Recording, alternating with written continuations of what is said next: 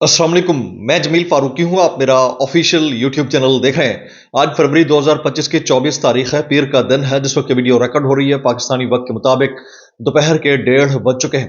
और मेरी अंडरस्टैंडिंग में, मेरी नज़र में आज के दिन की 3-4 बड़ी डेवलपमेंट्स हैं जो मैं आपके साथ शेयर करना चाहूँगा। सबसे पहली और बड़ी डेवलपमेंट का ताल्लुक रियासत हाय मुत्तहदा अमरीका यानी यूनाइटेड स्टेट्स ऑफ अमेरिका से है, जहाँ पर ट्रंप एडमिनिस्ट्रेशन यानी ट्रंप इंतजामिया के एक बड़े ओहदेदार कांग्रेसमैन ने एक मरतबा फिर बड़ा मुतालबा कर डाला है। यह मुतालबा 25 करोड़ अवाम के मुर्शिद यानी कप्तान यानी कैदी नंबर 804 यानी इमरान खान की रिहाई से मुतालिक है। लेकिन यह मुतालबा किया किससे गया है, यह ज्यादा इंपॉर्टेंट है। उसकी तफसीलात क्या रहेंगी, वो तफसीलात मैंने शेयर करनी है। डॉक्टर बाबर अवान साहब ने आज अपने कॉलम के अंदर एक बड़ा इंकशाफ कर डाला है कि उन्होंने मुतालबा क्या किया था चीफ जस्टिस याहिया आफरीदी साहब से, और उसके बाद हुआ क्या, उसकी डिटेल्स क्या है, तफसीलात क्या है, वो मैं शेयर करूंगा। पाकिस्तान क्रिकेट टीम हार गई इंडिया से, न सिर्फ इंडिया से हारी बल्कि टूर्नामेंट से बाहर हो गई, तारीख में अपना नाम रकम कर दिया। पहली ऐसी होस्ट टीम बन गई जो पहले ही लेवल पे बाहर हो गई है। उसकी तफसीलात क्या है वो शेयर करूंगा। और फिर जिनको शर्मिंदा होकर अपना ओहदा छोड़ देना चाहिए वो ये फरमा रहे हैं कि तुम जीतो या हारो हमें तुमसे प्यार है। यह कितना प्रैक्टिकली पॉसिबल है, और ये सिर्फ हमारे मुल्क में ही हो सकता है, कहीं और होता नहीं है। यानी अगर किसी सड़क को रंग करने के ऊपर और रंग उतर जाने के ऊपर बारिश के बाद ठेकेदार जिम्मेदार है, तो यहां पर कौन जिम्मेदार होगा? मेरे ख्याल में कोई चीफ सिलेक्टर जिम्मेदार होगा या कप्तान को जिम्मेदार करार देकर उसको साइड कर दिया जाएगा। इसके अलावा और तो कोई ऑप्शन बनता नहीं है। फिर आज एक इंतहाई अहम केस की समाअत हुई है सुप्रीम कोर्ट के अंदर। उस समाअत के अंदर इंतहाई इंटरेस्टिंग रिमार्क्स सामने आए। वो रिमार्क्स क्या है, उसकी तफसीलात क्या है, वो भी शेयर करूंगा। इसलिए गुजारिश है वीडियो शुरू से आखिर तक देखिएगा। एक और गुजारिश, अगर आपने चैनल नहीं किया अभी तक सब्सक्राइब जरूर सब्सक्राइब कर लीजिएगा। बेल आइकन यानी घंटा या घंटी अपने अंगूठे उंगली साथ रख के डंडे से दबा सकते हैं। इसके अलावा व्हाट्सएप चैनल का लिंक हर वीडियो डिस्क्रिप्शन के अंदर मौजूद होता है, जाइए उसको क्लिक करके ज्वाइन कर लिए। आपका हमारा राब्ता बेहतरीन तरीके से हो सकता है। इससे पहले कि मैं जो अमरीकी ओहदेदार या कांग्रेसमैन की जानिब से मुस्तकिल बुनियादों के ऊपर बड़े मुतालबे बार बार हो रहे हैं, इस मरतबा किया गया, उसकी तफसीलात शेयर करूं।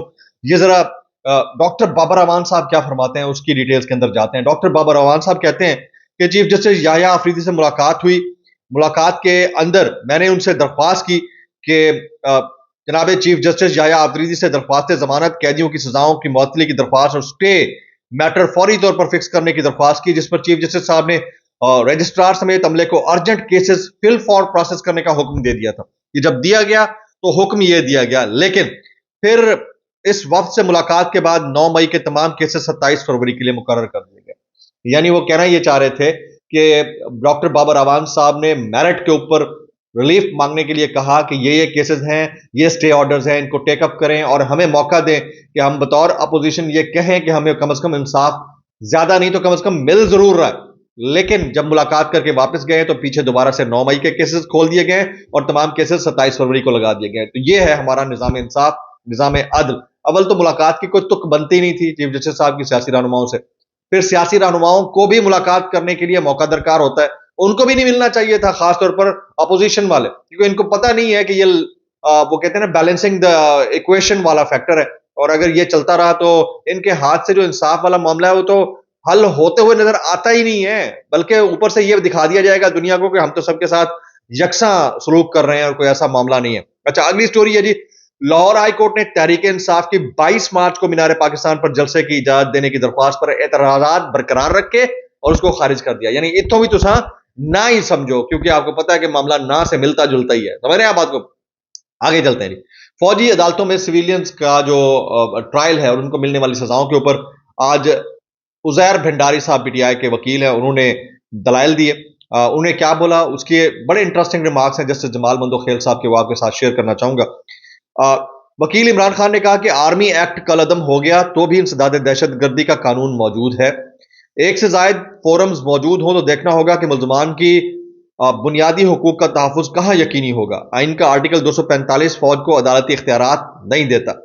जस्टिस जमाल मंदोखेल ने सवाल किया, क्या कोर्ट मार्शल लॉ अदालती कार्रवाई नहीं होता? क्या कोर्ट मार्शल अदालती कार्रवाई नहीं होता?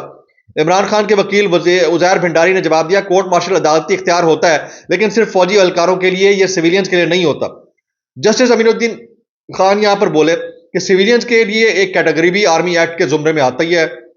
यह तफरीक कैसे होगी कि कौन सा सिविलियन आर्मी एक्ट में आता है और कौन सा नहीं आता? आर्टिस 245 का हवाला तो इस केस में गैर मुतल्लिका है। جسٹس جمال مندوخیل نے کہا کہ آئین میں فوج کو دو طرح کے اختیارات دیے گئے، دو طرح کے اختیارات، ایک اختیار دفاع کا ہے اور دوسرا سول حکومت کی مدد کرنے کا، تیسرا کوئی اختیار نہیں ہے، یہ جسٹس جمال مندوخیل نے کہا۔ پھر جسٹس امین الدین خان نے کہا کہ آرٹیکل 245 والی دلیل مان لیں تو فوج اپنے اداروں کا دفاع کیسے کرے گی؟ یہ سوال کا جواب آیا۔ جی ایچ کیو پر حملہ ہو گیا تو کیا آرٹیکل 245 کے نوٹیفیکیشن کا انتظار کیا جائے گا؟ جسٹس امین الدین خان۔ عزیر بھنڈاری یہاں پر بڑا امپورٹنٹ ویلڈ انہوں نے پوائنٹ ریز کیا، انہوں نے کہا کوئی گولیاں چلا رہا ہو تو دفاع کے لیے کسی کی اجازت نہیں لینی پڑتی، جب حملہ تو ہو تو پولیس اور فوج سمیت تمام ادارے حرکت میں آتے ہیں۔ عزیر بھنڈاری نے جو یہاں پر پوائنٹ دیے نا بڑے امپورٹنٹ ہیں، انہوں نے کہا کہ سپریم کورٹ ماضی میں لیاقت حسین کیس میں یہ نقطہ طے کر چکی ہے، سپریم کورٹ یہ نقطہ طے کر چکی ہے کہ عدالت قرار دے چکی، فوج اگر کسی حملہ آور کو گرفتار کرے گی تو سول حکام کے حوالے کیا جائے گا۔ فوج پکڑے گئے بندے کے حوالے سے سول حکام کی معاملہ ضرور کر سکتی ہے، ہر ادارے کو اختیارات آئین سے ہی ملتے ہیں، اگر فوجی اور سویلین مل کر آفیشل سیکرٹ ایکٹ کی خلاف ورزی کریں تو پھر ٹرائل کہاں ہوگا؟ یہ جسٹس نعیم اختر افغان نے سوال کیا۔ عمران خان صاحب کے وکیل نے بولا کہ ایسی صورت میں ٹرائل انسداد دہشت گردی کی عدالت میں ہی ہوگا، یعنی سویلینز کا ٹرائل سویلین عدالت کے اندر ہی ہوگا، چاہے وہ اے ٹی سی کورٹ ہو، لیکن ملٹری ٹرائل نہیں ہوگا۔ اس کے اوپر جسٹس جمال مندوخیل نے کہا کہ آرمی ایکٹ بنانے کا مقصد کیا تھا، یہ سمجھ آ جائے تو آدھا مسئلہ حل ہو جائے گا۔ آئین میں اس کو واضح لکھا ہے کہ آرم فورسز سے متعلقہ قانون ہے، کوئی قانون جو آئین سے مطابقت نہ رکھے نہیں بنایا جا سکتا۔ آرٹیکل 8 کا ذیلی سیکشن 3 صرف آرم فورسز کے لیے ہے، جو عزیر بھنڈاری نے کہا، تو بڑی ڈیٹیل کے اندر یہ گفتگو ہوتی رہی۔ یہاں پر جسٹس امین الدین خان صاحب کا کچھ خوف دیکھنے کو ملا، جو اپیرنٹ امپریشن تھا وہ یہی تھا۔ وہ کیا تھا؟ کہتے ہیں پہلے دن سے کہہ رہا ہوں سب مل کر مربع ہمارے گلے میں ڈالیں۔ جسٹس جمال مندوخیل نے جواب دیا، میرا خیال ہے بینچ وکلا کے دلائل کو مکس کر رہا ہے۔ جسٹس حسن اظہر رضوی کا عزیر بھنڈاری سے مکالمہ۔ جسٹس حسن اظہر رضوی ایک ہی دن میں جی ایچ کیو سمیت مختلف مقامات پر حملے ہوئے۔ آپ سابق وزیر اعظم اور ایک پارٹی لیڈر کے وکیل ہیں، کیا سابق وزیر اعظم نے 9 مئی واقعات کی مذمت کی ہے کہ یہ غلط ہوا؟ کیا عدالت میں اپنے تحریر جواب میں مذمت کی گئی ہے؟ عزیر بھنڈاری نے جسٹس حسن اظہر رضوی کو جواب دیا کہ بانی پی ٹی آئی کی متفرق درخواست عدالتی ریکارڈ کا حصہ ہے۔ عمران خان صاحب نے 9 مئی کی مذمت اپنی تحریری معروضات میں کی ہے۔ تو پوری ڈیٹیل کے اندر یہاں کے اوپر ڈسکشن ہوئی، اور پھر ایک بات یہ بھی ہے کہ سلمان اکرم راجہ صاحب کا جو موقف تھا اس کو سننے کی کوشش کی گئی، جس میں سلمان اکرم راجہ صاحب نے بڑے ڈیٹیل دلائل دیے۔ سلمان اکرم راجہ نے بھارت میں کورٹ مارشل کے لیے الگ فورم کی بات کی تھی، جسٹس جمال مندوخیل نے کہا۔ میری نظر میں سلمان اکرم راجہ کا موقف مختلف تھا، جسٹس محمد علی اظہر بولے عدالت دلائل کی پابند نہیں ہے، آئین کے مطابق خود بھی فیصلہ کر سکتی ہے، جسٹس جمال مندوخیل۔ جسٹس جمال مندوخیل جو ہے انہوں نے تن کے رکھا اس سارے معاملے کے اوپر، انہوں نے کہا، عزیر بھنڈاری نے یہاں پر کہا فوج آرٹیکل 245 کے علاوہ سویلینز کے خلاف کوئی قدم نہیں اٹھا سکتی، اگر کوئی خفیہ اختیار فوج کو ہے تو دکھا دیں، ہم مان لیں گے، کانسٹیٹیوشن کہتا ہے تو سانو دکھاؤ۔ اس کے اوپر عزیر بھنڈاری صاحب بولتے رہے، جس کے بعد جسٹس افغان نے کہا کہ کیا آرمی ایکٹ میں 2D شک کو شامل کرنا ایکٹ آف پارلیمنٹ تھا؟ ہائی کورٹ پر حملہ ہو تو ٹرائل کہاں پر ہوگا؟ جسٹس مسرر ہلالی نے بولا، اور یوں ڈیٹیلڈ کے اندر ڈسکشن ہوتی رہی، اور پھر ہمیشہ کی طرح وہی ہوتا ہے جیسا سماعت ملتوی ہوتی ہے، اس کا بھی فیصلہ ہو نہ ہو لیکن سماعت آگے چلی جائے گی۔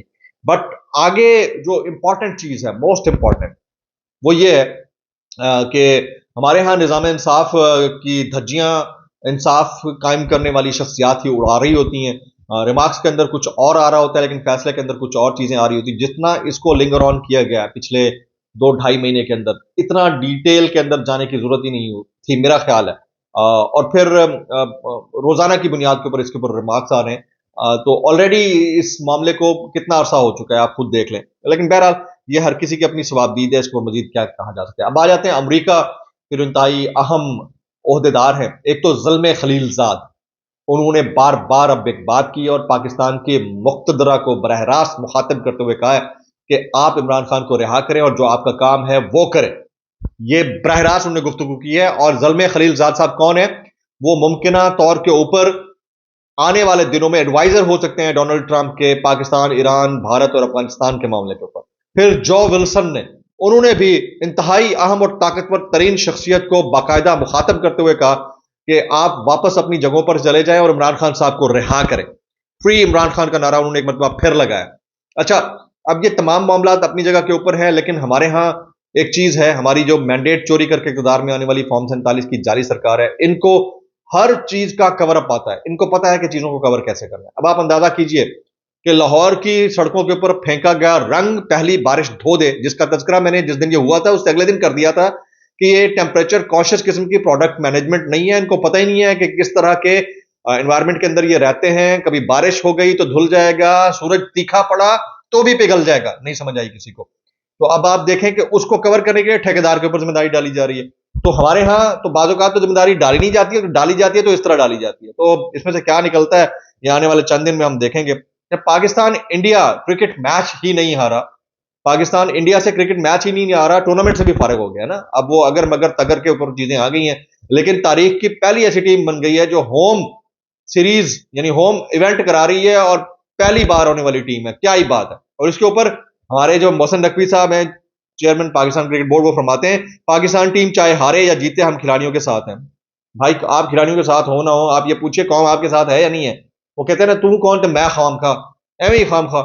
یہی ہمارے ملک کا المیہ ہے کہ میرٹ سے بالا ہم لوگ کام کرتے ہیں اور اس کے بعد جو نتائج آتے ہیں وہ پھر اسی طرح کے آتے ہیں.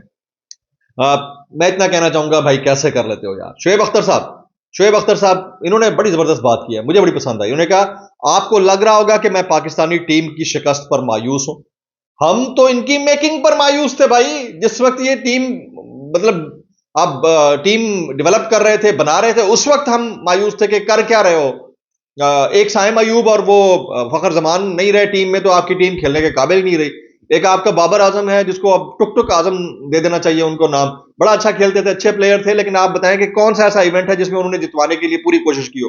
یا تو اسی کوئی کیپٹن رہنے دیتے, نہیں رہنے دیا, ہٹا دیا, تو پھر آپ آلٹرنیٹ دیکھیں. اگر ایک بندہ نہیں چل پا رہا, اور حیران ہے وہ, مجھے اب یاد آتا ہے ہمارے ایک بچہ جو ہے نا بس میں ٹریول کر رہا تھا, بچہ تو نہیں تھا, 51 سال کا بندہ تھا, اس نے اسٹوڈنٹ کارڈ جعلی بنایا ہوا تھا, اس پہ ہاف رعایت ملتی ہے. تو کنڈکٹر نے آ کے پوچھا بھائی جان وہ کرایہ, تو اس نے کہا دیا اسٹوڈنٹ. تو کنڈکٹر نے پوچھا کہ کارڈ دکھا, اس نے کارڈ دیکھا, دیکھ کے دوں دیکھا, اس کے منہ کی طرف دیکھا, بولا بھائی میں آپ کا اسٹوڈنٹ مان لیتا ہوں, کرایہ بھی نہیں لیتا, لیکن اسلام ہے تمہارے ماں پیو کو جو آج تک تم کو پڑھا رہے ہیں, تو اسلام ہے ہماری قوم کو جو آج تک برداشت کر رہی ہے بابر اعظم جیسے کھلاڑیوں کو. سنیے شعیب اختر کیا کہتے ہیں. آپ کو لگ رہا ہوگا کہ میں پاکستانی ٹیم کی شکست پر مایوس ہوں, میں بالکل مایوس نہیں ہوں, کیونکہ مجھے پتا تھا کہ یہ کیا ہونا ہے, کیا کرنا ہے, کسی کو ککھ نہیں پتا, بس کھیلنے چلے گئے منہ اٹھا کے. یہ شعیب اختر کے الفاظ ہیں, یہ حالات ہیں. اور لائک وائز کیس میں شاہد آفریدی, انہوں نے بھی اسی طرح سے آڑے ہاتھ میں لیا ہے. تو ولاگ سے اتنا ہی, دعا میں یاد رکھیے گا. السلام علیکم ورحمۃ اللہ وبرکاتہ, اس دعا کے ساتھ کہ آپ ہمیشہ کر کے احتجاج کرتے رہے بھائی, اس کے علاوہ کوئی آپشن نہیں ہے اپنے پاس. السلام علیکم.